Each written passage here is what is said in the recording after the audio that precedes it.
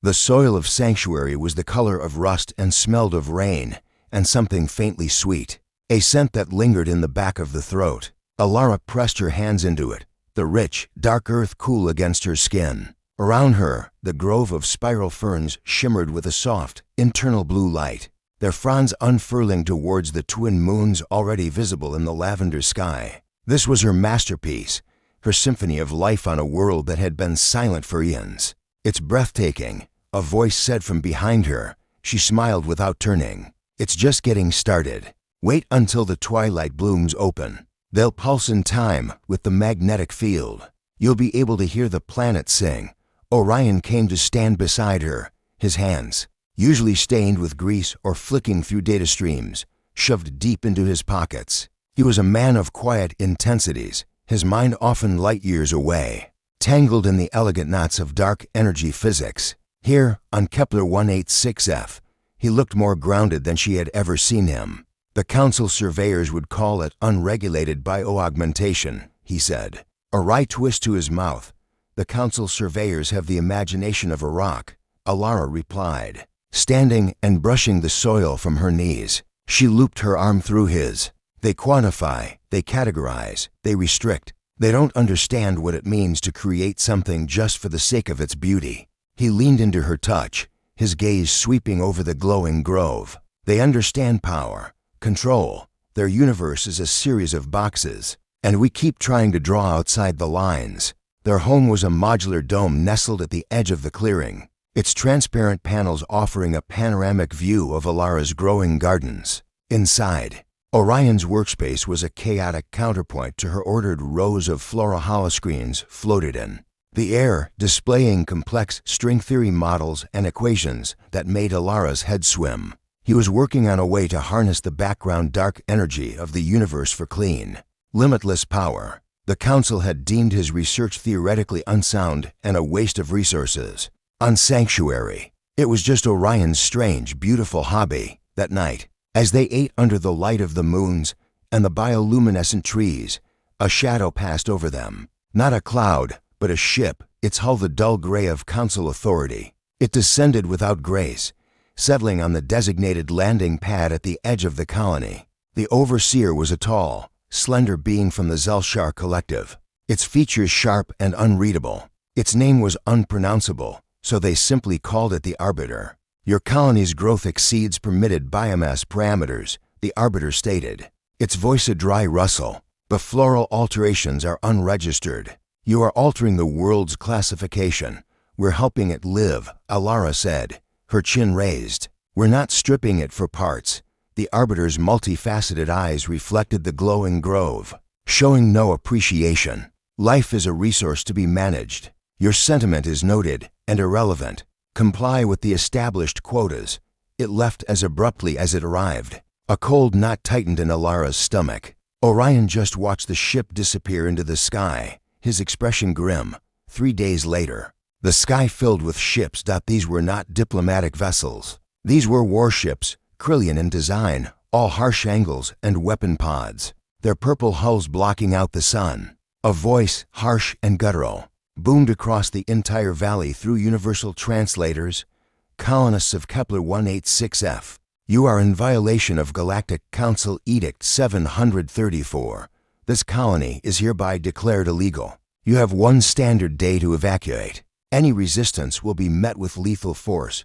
Panic was a living thing, choking the air. People ran, screaming, gathering children, heading for the few transport ships. Alara stood frozen, watching the fleet. They weren't just here to evict them. They were here to make an example. "Alara, we have to go." Orion grabbed her arm, his face pale. "My work." The grove.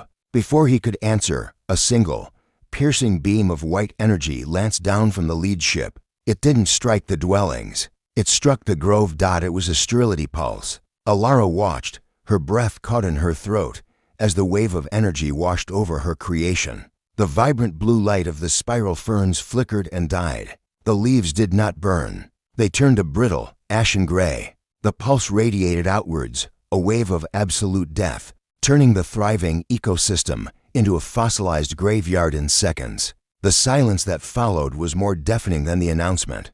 A terrible cracking sound split the air. The support arch of their dome, stressed by a nearby tree that had been turned to brittle crystal, groaned and shattered. A cascade of transparent plating and metal framework rained down. Orion shouted her name, shoving her backwards. She fell hard, the world a blur of motion and noise. A searing pain exploded in her side as a shard of composite material sliced through her suit. She gasped, the wind knocked out of her. Then Orion was there, his hands on her, his voice a desperate, broken thing. Alara, Alara, look at me. She tried to focus on his face, but her vision was blurring. The sky behind him was a dull, hateful gray, the ashes of her dreams already beginning to fall like snow. She could feel the life seeping out of her, warmth spreading cold from the wound. They only understand fire, Orion, she whispered, each word a struggle. Her hand found his, her fingers cold. They can't see the light, it's all so dark now. She took a shallow, rattling breath. Make them see the light. And then her hand went limp in his. The brilliant, fierce, life-giving light in her eyes went out, leaving only the reflection of the dead sky. Orion did not scream. He did not weep. He gathered her body into his arms, holding her close, rocking gently as the ashes of Kepler 186f settled around them, coating them both in gray. He looked from her peaceful, lifeless face to the stark, unfeeling warships hanging in orbit. He saw the absolute, casual power that could erase beauty without a second thought. His grief was a black hole, collapsing in on itself, crushing everything he was into a single, dense point of purpose. Alara's last words echoed in the silence of his soul. Make them see the light. He looked over at his workspace, the chaotic holoscreens now flickering with power fluctuations. One central equation, his life's work, glowed with a cold, promising intensity. Dark energy, the force of expansion, the power of creation itself. They had used fire to turn life to ash. He would use the ashes of his heart to forge a light so brilliant, so terrible, that the galaxy would never be able to look away. He would give them a sun they could never extinguish. The Starlight Marauder was a scarred beast of a ship, all patched up hull and mismatched plating, smelling of ozone, recycled air, and desperation. It was currently docked at Port Hazen, a grimy outpost clinging to a barren asteroid, a place where questions were currency and anonymity was the only law. Its captain, Reese, leaned against the airlock door, arms crossed, watching the latest in a long line of bad ideas shuffle up the boarding ramp. This one was worse than most. He was a ghost of a man, thin and hollow-eyed, clutching a data slate like it was a holy text. He moved with a strange, deliberate slowness, as if the very air was heavy for him. "You're Orion?" Reese asked, his voice a low rumble, the one with the deep pockets and the shallow sense of self-preservation. The man, Orion, just nodded, his gaze drifting past Reese into the ship's dim interior. "You are the pilot, our HYS, that's me, and you're paying a king's ransom for a quiet, discreet trip to the rim. No questions asked. The destination has changed," Orion said, his voice flat, devoid of inflection. "We are going to find a man named Kellen." Reese straightened up, his casual demeanor evaporating. "Kellen, the Navarch? That Kellen? He's a ghost, retired, disappeared after. He is on Viridian 3, the mining outpost. I need his expertise." "For what?" Reese asked, a knot of unease tightening in his gut. "What exactly are you planning that requires a disgraced fleet commander?" Orion finally looked at him, and Reese felt a chill. The man's eyes were not just sad. They were empty, like windows looking into a dead star. "I am building a monument. He will understand the architecture." Against his better judgment, Reese took the job. The money was too good to pass up, and there was something about the absolute void in Orion's eyes that was morbidly fascinating. The journey to Viridian 3 was spent in near silence. Orion spent his days in the small cabin Reese had allotted him, the glow of his data slate the only sign of life. Reese tried to engage him once, offering a drink of decent synth whiskey. "To forget whatever it is you're running from," Reese had said. Attempting a smile, Orion had looked at the glass as if it were a foreign object. "I am not running from anything," he replied. "I am carrying it with me. I do not wish to forget." Viridian 3 was a bleak, dusty rock, Its only feature a massive atmospheric processor that churned out breathable air. For the handful of souls who mined its useless ore, they found Kellen in a dimly lit maintenance bay, up to his elbows in the guts of a malfunctioning ore crusher. He was a big man, his frame still powerful despite the gray streaking his short-cropped hair and the deep lines of weariness on his face. He looked up as they entered, his eyes, the sharp, intelligent eyes of a former strategist, narrowing with immediate suspicion. "The port is the other way," he said, his voice gravelly. "No tourists here." "Navrich Kellen," Orion said, stepping forward. "That's not my name. Not anymore." "Who are you?" "My name is Orion. This is Captain Reese. We have come to ask for your help." Kellen wiped his greasy hands on a rag. "I don't help people. I fix machines. They're less complicated. Whatever you're selling, I'm not buying." "We are not selling anything," Orion said. He didn't plead or persuade. He simply stated facts. "The Galactic Council sterilized the colony on Kepler 186F. They murdered my wife. They turned her life's work, a living forest, into ash, a flicker of something memory." Regret passed behind Kellen's eyes. "I heard. A regrettable incident. I am sorry for your loss. But it doesn't change anything. The Council is a mountain. You are a single stone. You cannot move it." "I do not wish to move it," Orion said, and the cold certainty in his voice made the air in the bay feel thin. "I wish to replace it. I am going to collapse a dark energy singularity at the spatial coordinates of the Council's Nexus station. When it stabilizes, it will ignite, creating a new, artificial star, a permanent reminder of their hubris." Reese, who had been leaning against the doorway, almost choked. "A star? You're going to make a star? Are you insane?" Kellen had gone very still. He was looking at Orion not as a madman, but as a tactician. "A dark energy singularity. The energy requirements alone are. And the containment.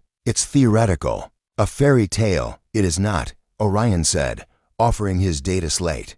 "The mathematics are sound. The theory is complete. I lack only the materials to build the projector, and the tactical mind to place it at the heart of their fleet. Your mind." Kellen took the slate, his eyes scanning the equations. Reese watched the former commander's face. He saw the initial dismissal, then the dawning confusion, and finally, a slow, horrifying understanding. The math was, indeed, sound. This would work, Kellen whispered. It would consume everything within a half-O. Ships, stations, everything. It would be the single greatest act of destruction in galactic history.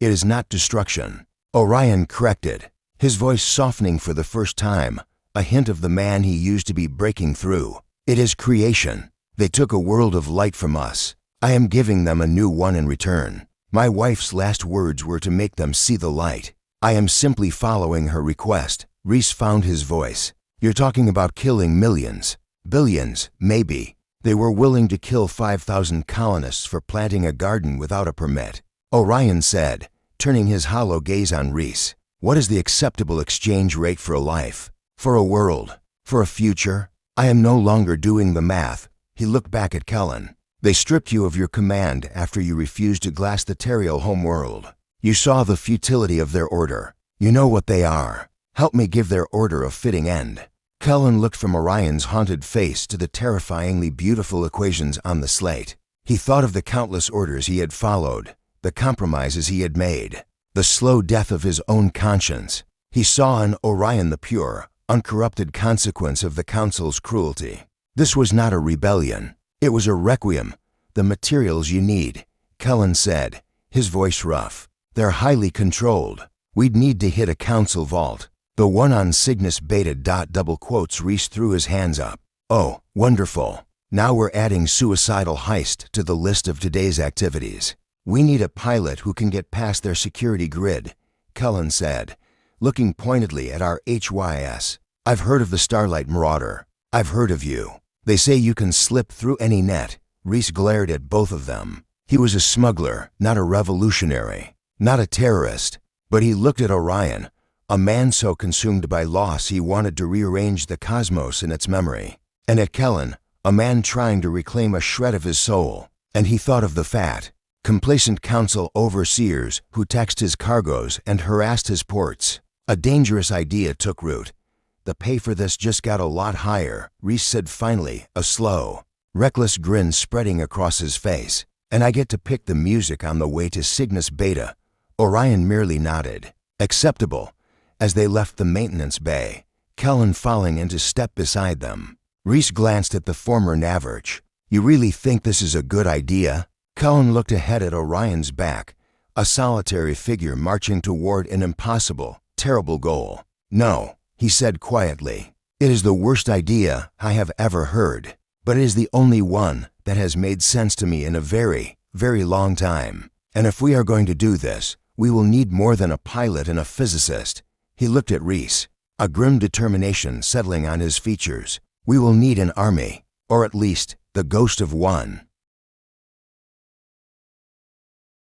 The archives of Nexus Prime were a universe of silent knowledge, a labyrinth of glowing data spires and humming preservation fields that stretched for kilometers. Alaravan, senior historian of the seventh epoch, moved through the cool, dry air with a familiar reverence. Her footsteps were soft on the polished floor, the only sound beyond the whisper of the climate control. She was compiling the official record of the Kepler 186F incident, a task that left a bitter taste in her mouth. The Council's official designation was ecological recalibration. The term felt sterile, dishonest. She called up the data stream. Colony status, terminated. Reason, unregulated biomass propagation. Casualty report, 0. The lie was so brazen it was almost impressive. 5,000 lives, a world of unique beauty, erased from the record with bureaucratic efficiency. She was cross-referencing the order chain when a shadow fell over her terminal.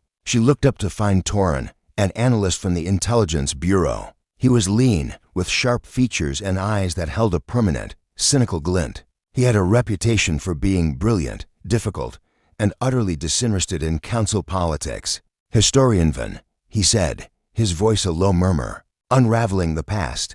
Attempting to, she replied, gesturing to the 0 casualty report. Some threads are more tangled than others. Torin leaned in, his gaze scanning the screen. A faint, unpleasant scent of cheap stimulant coffee clung to his uniform. Ah, the Kepler recalibration. A masterpiece of obfuscation. Have you seen the raw sensor logs from the perimeter buoys? Alara sat up straighter. Those are classified tactical. Everything is classified until someone looks at it. He said with a shrug. He produced a data chip from his pocket and slid it onto her terminal. A moment later, a new window opened, displaying raw, unedited sensor data from the edge of the Kepler 186F system. It showed the Krillian fleet's rival, the sterility pulse, and then something else. In the hours following the attack, a tiny, high-energy signature had blinked into existence on the surface, lingered for precisely 47 seconds, and then vanished. What is that? Alara asked, her historian's instincts humming, an energy spike consistent with a high-yield, single-use communications device, encrypted beyond standard colonial protocols. Someone down there sent a message out. Just after the attack, Torin's finger tapped the screen, and it wasn't aimed at any council relay.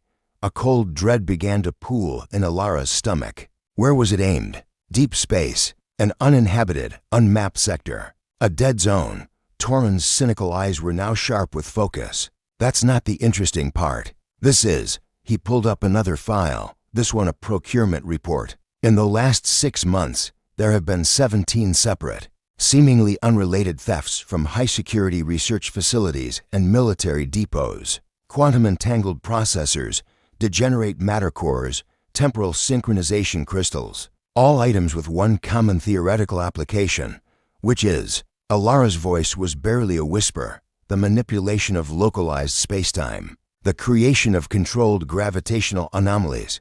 Torin met her gaze, or, as one disgraced physicist whose name has been scrubbed from the public record once theorized, the ignition of a localized dark energy singularity. The air left Alara's lungs. Orion, she breathed, the name of the colony's resident theorist coming back to her from an old personnel file. She'd archived, precisely, the man who sent that message. He's not just grieving, historian Van. He's building something, and he's not working alone.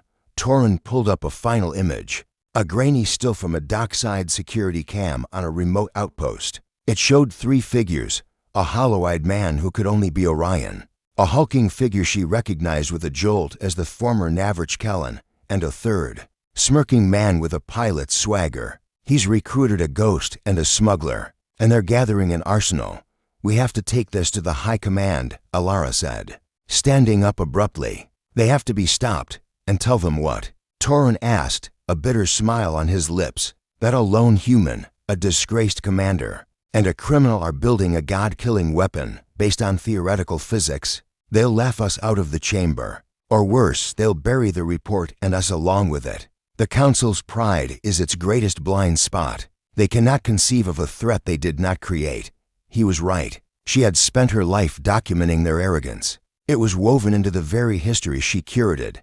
Then what do we do? She asked, feeling a terrifying weight settle on her shoulders.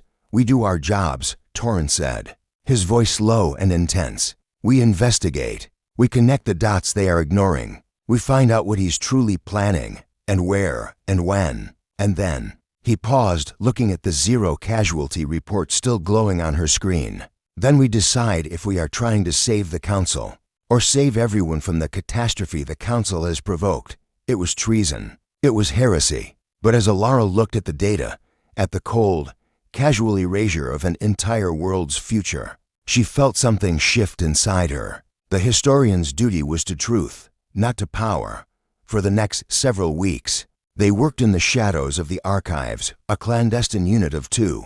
Torin, with his razor-sharp mind and disregard for protocol, sliced through layers of encryption, tracing the movement of stolen components and the faint digital ghost of the Starlight Marauder. Alara, with her deep knowledge of Council history and infrastructure, provided the context. She studied the old, suppressed files on Orion's research, her blood running cold as she began to grasp the terrifying elegance of his work. This wasn't a bomb. It was a seed for a new sun. He's not targeting the fleet, she said one night, her voice hoarse from fatigue. They were surrounded by a fortress of data spires, the rest of the archives dark and empty. Look at the energy requirements, Torin. To create a stable singularity at the fleet's muster point would be overkill. But to create one here, she pulled up a schematic of Nexus Prime itself, the very station they were on, at the heart of the Council, to replace our seat of power with his monument. That fits the symbolic nature of the act. It's not just revenge. It's a statement. Torin stared at the schematic, his face pale. He's going to turn the Galactic Council into a star, a tomb that shines. He let out a low whistle. You have to admire the poetry. This isn't poetry, Torin. This is the end of everything we know. Is that such a bad thing? He asked quietly, gesturing to the mountains of data around them, all telling the same story of control and suppression. This order we protect. It led to Kepler 186 effort led to this. Their investigation became a race against a clock only they could hear. They watched as the Council, blissfully unaware, continued its posturing, gathering fleets to address the human question, utterly missing the real threat taking shape in the dark. Alara found her loyalty to the institution crumbling, replaced by a desperate, fearful need to prevent a cosmic-scale tragedy. Finally, the pieces clicked. Torin intercepted a fragmented, heavily encrypted communication, not from Orion, but from a former associate of Kellen's. It spoke of a final rendezvous, a coordinate deep in uncharted space, a place the navigational charts called the Void of Lyra. It was the perfect staging ground, a place from which a ship could jump directly to the Nexus's doorstep. That's it, Torin said, his eyes burning with a frantic energy. That's where they are. They're making their final preparations. Alara felt a profound stillness settle over her. The path was clear, and it forked into impossible directions. They could file their report, unleash the Council's wrath, and guarantee a bloodbath that might still end with Orion's weapon being used. Or they could do the unthinkable. We can't stop them with a report, she said, her voice steady with a newfound resolve. We have to talk to them. Torin stared at her. Communicate with them? That's not investigation, Alara. That's collusion, is it? She asked, meeting his gaze. Or is it the only act of true diplomacy left? We have to make them see there's another way. We have to make him see. She thought of Orion, of the grief that had curdled into this terrifying purpose. We have to offer him something other than fire. She began accessing the deepest, most restricted communication channels, the ones reserved for council-wide emergencies. Torin didn't stop her. He simply watched, his cynical mask gone, replaced by an expression of grim admiration. "They'll trace this," he warned. "Let them," Alara said, her fingers flying across the terminal. "By the time they do, it will be too late. We're not trying to save the Council's secrets anymore, Torin. We're trying to save its soul." And his. She input the final command, opening a direct, untraceable channel to the coordinates of the Starlight Marauder. The terminal glowed, waiting for a connection. She took a deep breath, the weight of millennia of history pressing down on her. "Now," she whispered, to herself, to Torin, to the ghost in the machine she was about to address. "We see if they can still see the light."